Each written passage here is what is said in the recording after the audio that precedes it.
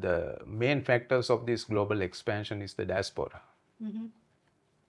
See, what happened is that, let's take some suburb, London. So there'll be one guy who will be coordinating, so he will claim that he's have a direct access to the LTTE hierarchy.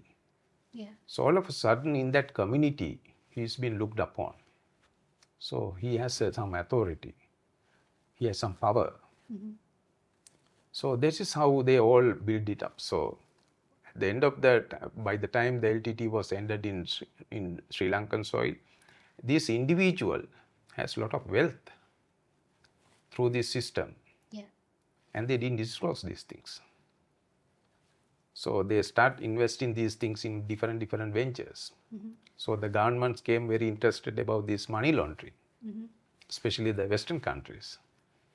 You see, so everybody was monitored time to time, and they were looking at this evolving nature of things. So these are very interesting things. I will give a good example. In 2006, 11th of May, LTT attempt to ram one of their suicide boats into a passenger ferry called Pearl Cruise.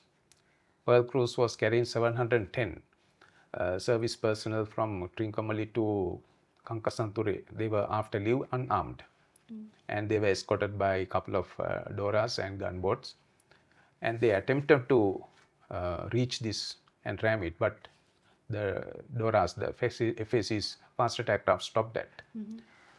So after, in this encounter, one of the Fast Attack Craft was rammed and it destroyed, and we lost 18 lives. So that's the first time our divers went down to the seabed to collect the debris. Because the area was off Vettalaikkani in the northeastern seaboard. And in that one, we recovered the complete after section of the suicide boat with 4 brand new Yamaha 200 horsepower OBMs, digital meters. What is that? Can you explain? OBMs, outboard motors, because these were the boats that were driving the engines. So outboard motors, the engine is fit outside. It's controlled by a throttle, all are petrol driven. And Yamaha is the market leader at that time on these things, but 200 horsepower OBMs, outboard motors were not available in Sri Lanka. It is banned at that time. And in this collection of debris, we collected some important thing called is a hydraulic hose. And that has the tally plate. Tally plate means the manufacturer's details are there in that tally. It is Australian company. And we exchanged that with the Australian Federal Police. I'm talking about 2006. And they sent a team here, and they interviewed all of us, and they took photographs, and they went back. Nothing happened, and we were also busy with our work. After 6 months, they apprehended the complete the logistic network. They arrested 3 guys in Australia, put them under jail, and all our naval officers who recovered those items were asked to give evidence by video call. So the command of the Navy, direct operation, the diver who went down, everybody gave evidence from here on a video call. And when the Australians were following that, they found how they purchased the items in Indonesia, bought it to Australia, then again shipped it to Indonesia for a LTTE shipyard over there, and from there, how it was smuggled to Tamil Nadu, and from there, how they brought it to the Jayarathna Peninsula. So these are remarkable, fascinating things, and it helps us to understand how the logistics happening. So the Australian Federal Police, these are all things on the open sources. You type on the Google about this Australian arrest, details are with names.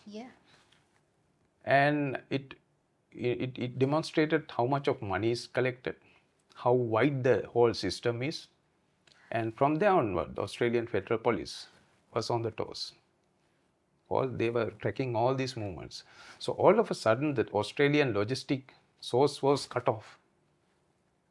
Then they switch on to the European market. And after about 1 month, 1 year's time, we were able to stop that one also, and they switch on to the American market.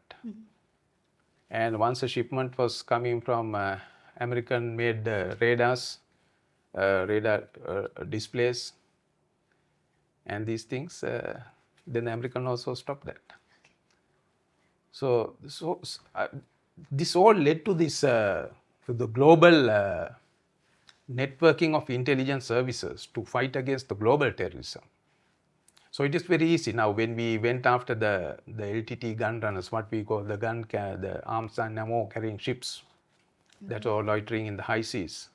What we found out, it is very easy for them to transfer any of these, whether it is ammunition, whether it is artillery pieces, whether it is mortar pieces, or whether it is small arms, anything to any guy who want to have it, even for Al-Shabaab, even for Al-Qaeda.